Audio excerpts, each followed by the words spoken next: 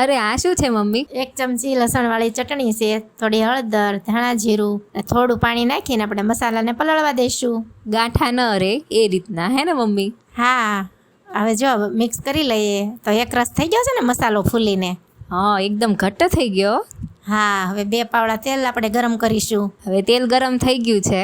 આ સ્ટેજ ઉપર ચપટી એવી હિંગ ઉમેરીશું. અને 2 કાંદા છે તે ઝીણા ઝીણા કટ કરેલા છે એને આપણે સાતળવાના છે.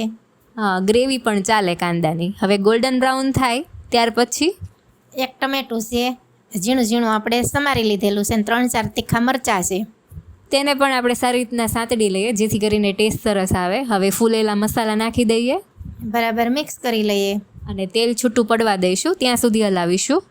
હવે તેલ છૂટું પડી ગયું છે, પછી સ્વાદ પ્રમાણે પંજાબી શાકનો મસાલો ઉમેરવાનો છે, એને પણ મિક્સ કરી લઈએ. ત્યાર પછી થોડુંક જ આપણે પાણી નાખીશું અને એને પણ આપણે ઉકળવા દઈએ.